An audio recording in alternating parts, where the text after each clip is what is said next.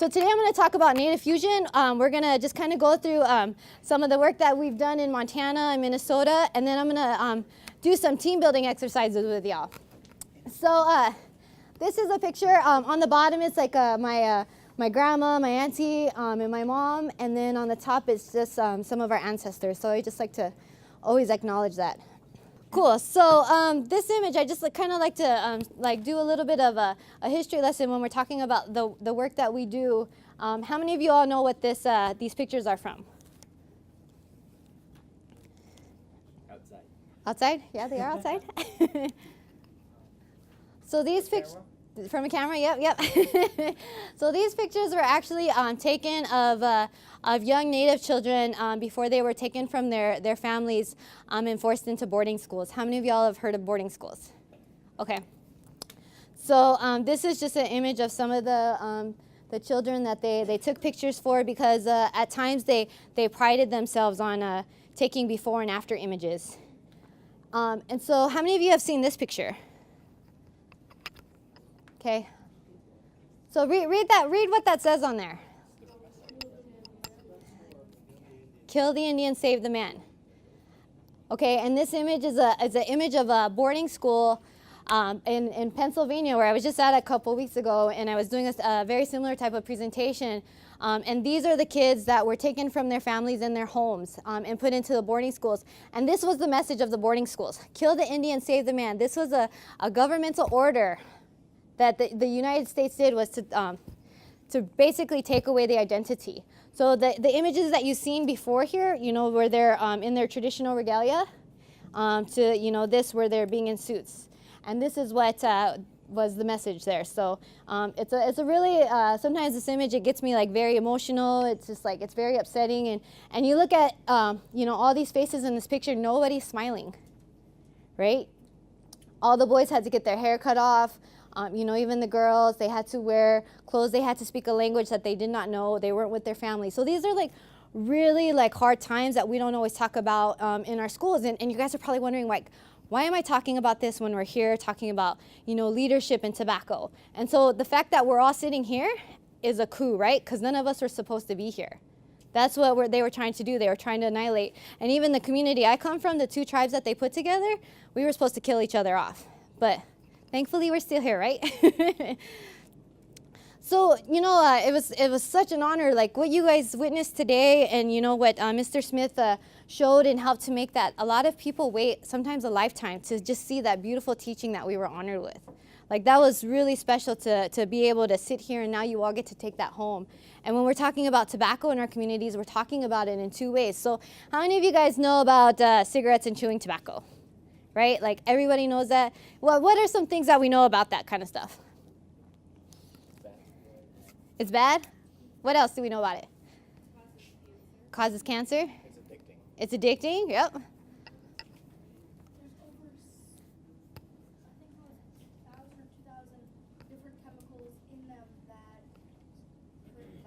Yep, there's a lot of chemicals. It's stupid? So there's a lot of not so good things, and we know a lot of not so good things, happened. Unfortunately, 5 years ago, I lost my dad to lung cancer from smoking. And before that, I lost both of my grandfathers from smoking, from something that they didn't have to do. My grandpa was still in the hospital with emphysema, like literally on his deathbed, and he was still so addicted to that product because of what they put in there. So we know that really like harsh side, right? I'm sure a lot of us know people who have been affected by tobacco in not good ways. But I think the beauty of why we're sitting in this room and what we're talking about with traditional tobacco is it honors the creator. It's governed by cultural protocols. He was talking about, when we take that, we do it with good thoughts, we do it with good intentions. That's different, right, than like going to smoke your cigarette or pipe on the street corner, right? It's a really different concept. And so when we talk about tobacco, we talk about it in a two tobacco way concept. And so I got three little ones. I have a 12-year-old, almost 6-year-old, and a 3-year-old. And we don't have a big tree where we live at. We have a little bush. But that little bush is where we go every morning to make our offering and just to be thankful for the day and to remind us, why we're here and honoring where we come from. Because I'll get into that. Let me just hold off. So how many of you guys have seen this cool type of a cigar store Indian before? No, that's good because that means you're not in the tobacco shops. Good job. It's okay if you have. So we know, like we always hear all the challenges, in our communities, and when you're talking with your leaders, tobacco sales are important economic pieces. We know that diabetes, right, it kind of things that kill faster, but sometimes tobacco is not always a priority. So what are we all doing here, and what do we want to do to make that connection of, honoring that medicine? And so these are just some, this is really long time ago, these images, because the cigars were 3 for 5 cents, 2 for 5 cents. But if you just look at some of these images, they are probably very sacred images from different communities.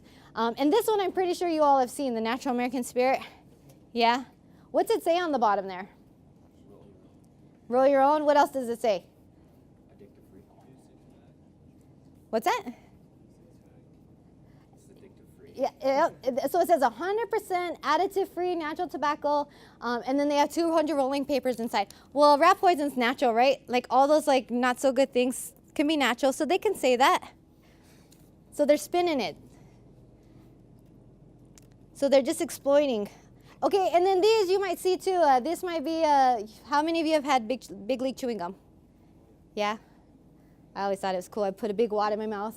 How about the beef jerky that like comes in a chewing can, right? I used to love that stuff. And then candy cigarettes, and then there's the puff cigarettes. These cigarettes, I don't know if you all have seen, they used to be sold at our powwows where they literally, they look like a real cigarette. When you would smoke them, the end would light up like the cherry red, and then there would be smoke come from that. So we would see little kids running around smoking these, trying to be cool. So that's just another tactic, right, to get people in. And then, so we're talking about, like, in the beginning, I showed you that image where they were talking about kill the Indian, save the man, right? They're trying to take away all of our identity. Well, now they're trying to, they've been taking our image. And so this is actually a tobacco industry document. How many of you guys know about the tobacco industry documents? So a long time ago, the tobacco industry was sued, and I know Laura and Brittany could probably speak to that, but there's a warehouse that houses billions of pages of documents that the tobacco industry actually puts out, and they say some not so cool things about our communities. But this is an order form that you could find on the Natural American Spirit website, and so you can see there's highlighted, but this is what they're selling. For like $2, you can get the Book of Elders. You can get some of your elders' teachings for $2, as well as get your carton of cigarettes. They're also selling ceremonial pipes. Yeah, I mean, from the community I come from, you would never sell a ceremonial pipe or tobacco, right? There's so much protocol. And, I can only speak for what I've known and what I've been taught. But when I seen that, I was like, what? They're crazy. They sell sage smudge sticks. So when you get your carton of Natural American Spirit, you can get your sage smudge stick. So it's kind of like we're talking about tobacco, and it's very contradictory in what they're saying. But the most important thing I want you all to remember too is, like, when we're talking about this history, it wasn't until 1978 that we were allowed to hold that type of medicine in our hands without the fear of getting in trouble or even worse. So that was, 1978. How many years ago was that? Okay, wait, I'm 34, so 36 years ago. So, yeah, 36 years ago. So that's not that long ago, right?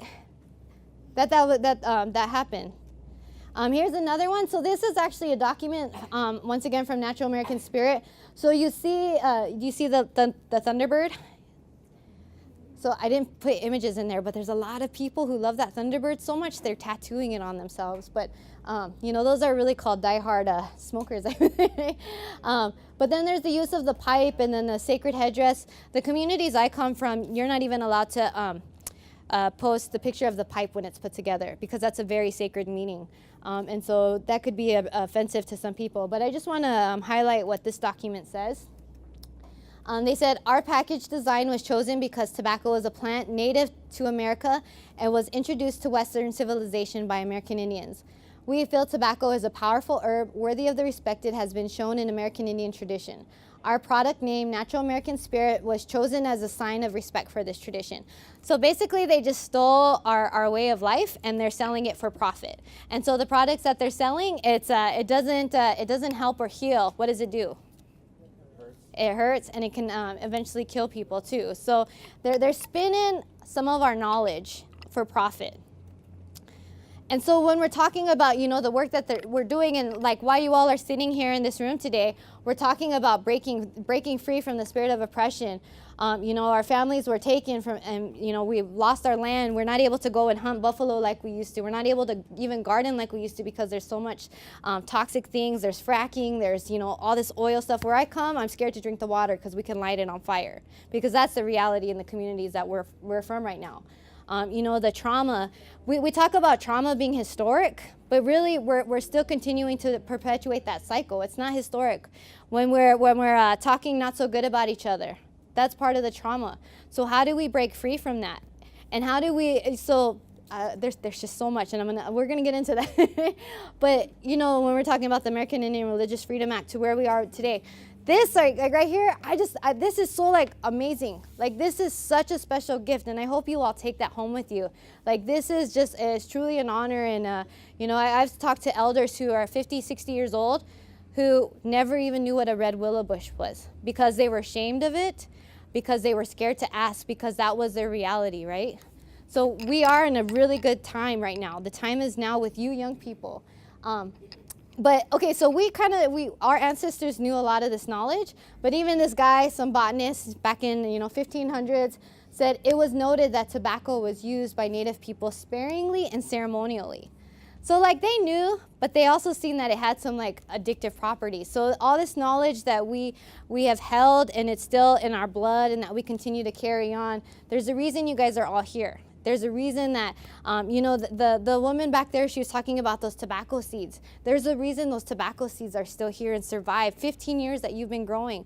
But there was some ancestors who made sure that they carried through. So, even to this guy who knew. So there's always a connection.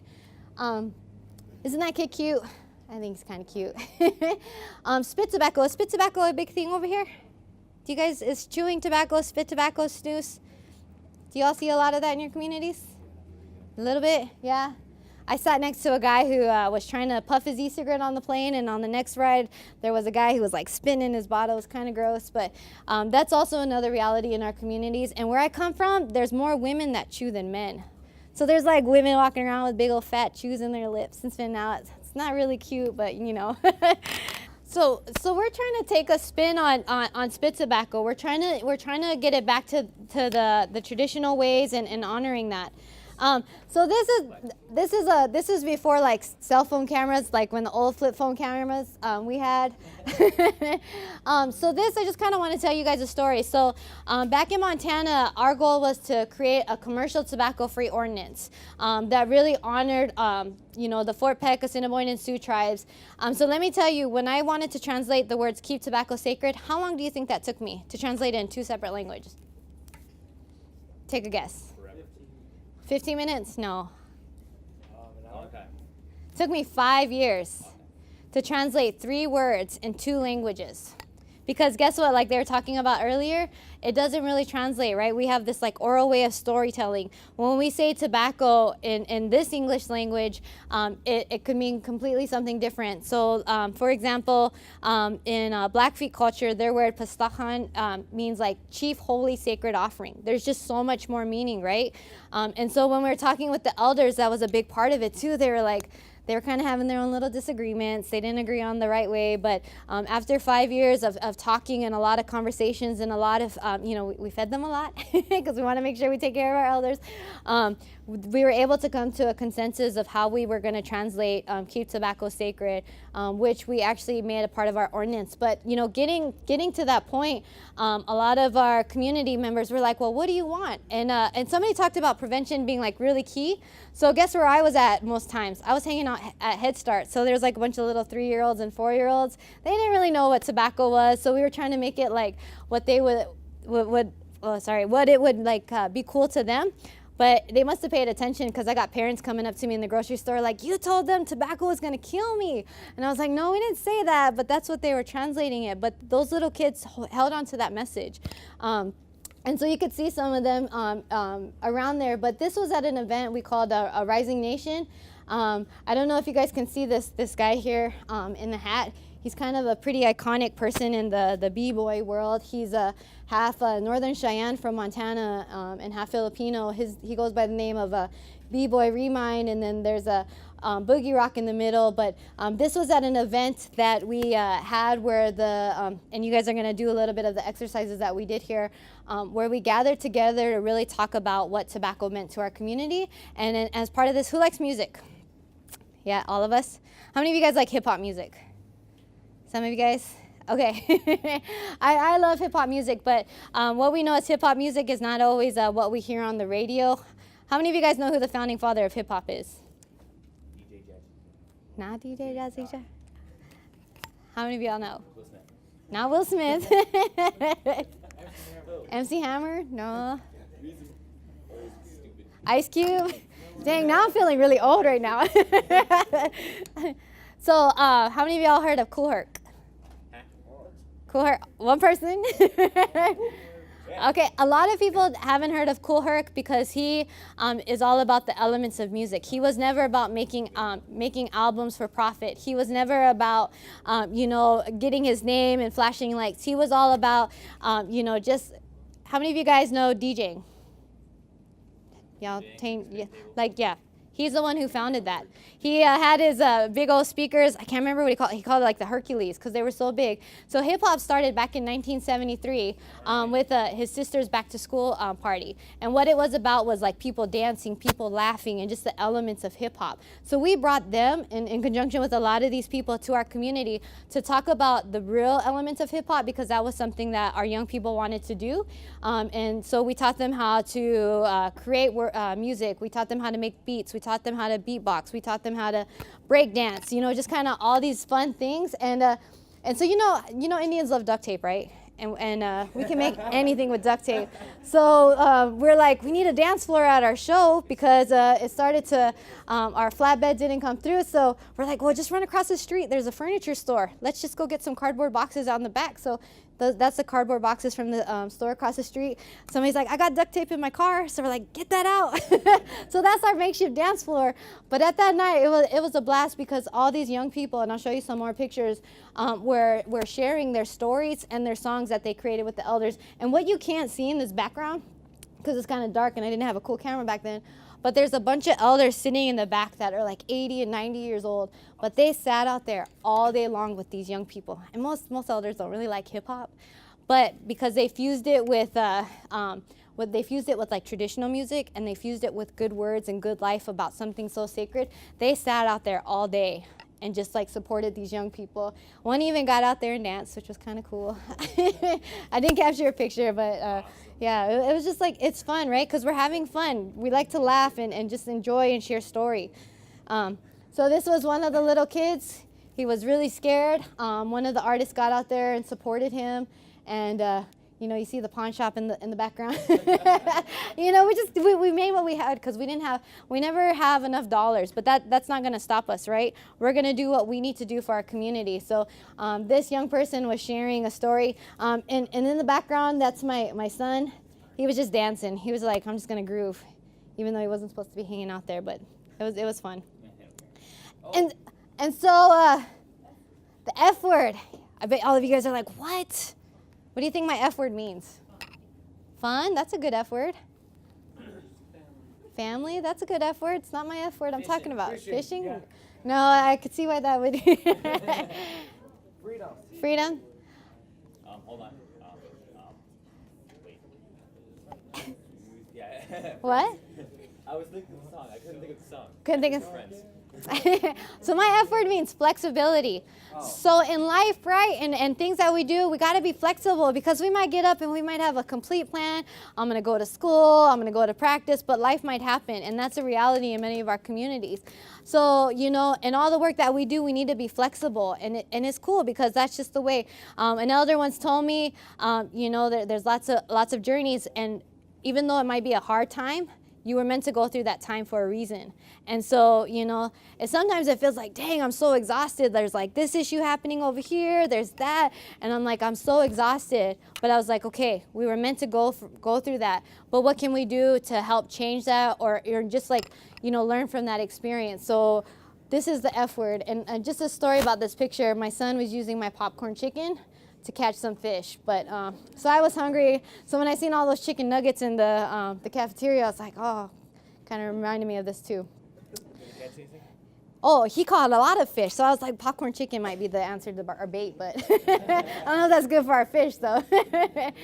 And so this morning, when I seen you young people carrying in the staff and those flags, that just makes my heart so happy, because that's what we need. You are our leaders, right? So often we sit in rooms where adults are over here and, you know, we're in here, but it's beautiful to see everybody sitting here. And so that's something that we try to do, and the elders are supporting these young people. And I'm very proud of my kids, if you can't tell. Here's another one of my son with his shaggy braids. But that was the first time he was learning to drum, and the drummers that were there came and gave him a drumstick. So now he's learning to drum. So you just never know what may happen in your life or in that moment that could change, you know, one of your directions.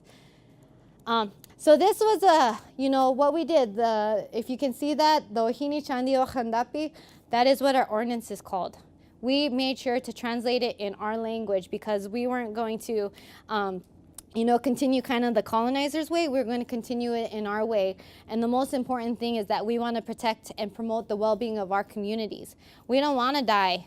We don't see people saying, I want you to die from, you know, cigarettes or chewing tobacco. We want good, healthy people. That's why we're always in all these different programs. We're talking about gardening and all that. It's because we want to have access to good, healthy foods. But I really want you all to remember, too, good people are addicted to tobacco. How many of you guys know people who smoke or chew? All of us, right? We still love them, right? But it's an addiction, so we need to understand that, and we're trying to help. And so that's why when we talk about tobacco, we're trying to do it in a good way. And so this was the end of the night. It got pretty late. It was like 10 o'clock. That's kind of late for me. I like to be in bed by 9. But this was still our young people, you know, still celebrating. And this is just one of my favorite pictures. They got to share their songs and stories. But throughout all the work that we do, we really want to remember what guides us. Respect, vision, courage, action. A lot of you guys, I loved what you all did in the beginning when you created your names, like Sweet Sue. Who else do we got over here? Talkie Tyler. Sometimes, what's your name? You're Talkie Tyler? Okay. So sometimes it's hard to be that positive or say that kind of stuff. So I think that takes a lot of courage. And you guys are here. You're ready to create action, right? You're ready to make some change. And then humility. I loved what sorry, I'm tongue-tied today. See, Mr. Smith was saying, you know, he knows, but always being respectful of other people's teaching, because we don't know everything. Only Creator knows everything, right? Even though my 6-year-old, or almost 6-year-old, she thinks she knows everything, but I'm like, come on. We're going to learn something new until the day, you know, we make our journey. But just believing in hope. The world is not all grim. It's not doom and gloom. There's a lot of cool stuff happening, and you know, just being understanding of what's happening in the world too, and always being truthful. One elder told me, she's like, there's no secrets. There's never any secrets. Somebody always knows. And just the generosity, what we're doing here. I just think that the tobacco seed saving, that itself that's something really powerful that we're starting to see today. Let me see here. This is my niece. I just think she's cute. So these are our young people that sit at the drum, and when they started drumming together and dancing, their goal was to never use commercial tobacco. And they made the vow, and as part of their journey too, they want to, you know, when they're offering tobacco, because that's a big piece too, right? We don't always have access to traditional tobacco because we weren't allowed to. So a lot of people don't necessarily have that, but when you're making that good intention, you know, it changes it. But these young men, they wanted to always use traditional tobacco, whether they were harvesting the chinchasha or growing tobacco. They made that vow. So these guys are like 20-year-olds now. So I just think that's cool that they chose that path. To this beautiful birch bark basket. So this tobacco was grown in white earth, and at funerals, a lot of times these baskets are given with a bunch of cigarettes in them, and people are smoking them. And they're doing it with the best intention to honor. But when we're smoking cigarettes too, you know, it's letting out all those toxins. And so one of our friends she grows this tobacco, and now she gives that to people just as a way for them to use this in a good way, so it's not hurting others. So I just think of, where we started with this beautiful sacred plant that is indigenous to our country and only to our people, where it's been, stolen and taken from, its original intentions to where we're getting back into where you all are sitting here. So I think that's really cool. And to this piece, I loved it because Mr. Smith, he had that, he, talked about a way of life. So this little girl who wasn't able to go back to her family and be who she wasn't able to, have her identity in place to where we are now. This little girl, that's my daughter. And so now I don't have the fear of her being taken from me. I can let her hair grow. I can let her dance. And it's because of our ancestors and because people kept these teachings alive.